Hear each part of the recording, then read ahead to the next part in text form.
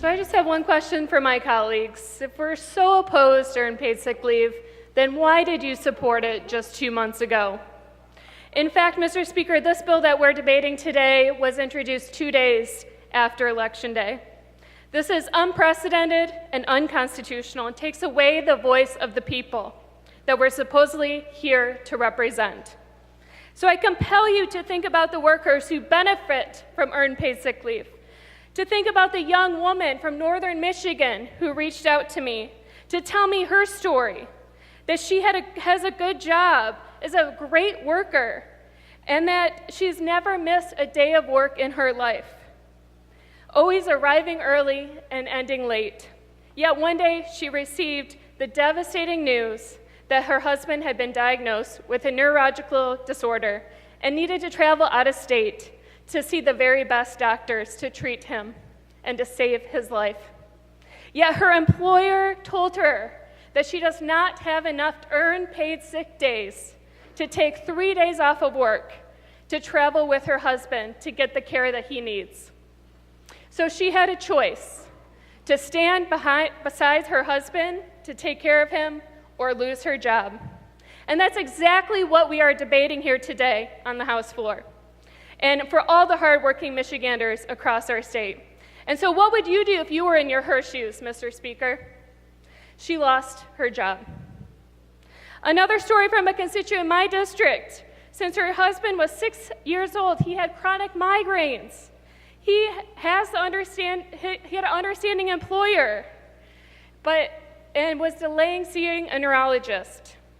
He finally goes to the neurology clinic and finds his diagnosis will take months of testing and will change his life. And his wife is still in school trying to make a better life for them and their family. And so they rely on that one income. Yet he was able to seek treatment because he was able to have earned paid sick leave. And so, Mr. Speaker, let's think about the last time we went out to eat. Was your server sick? Did they cough or sneeze in your food? Did they spread germs or the threat of disease to you or your family?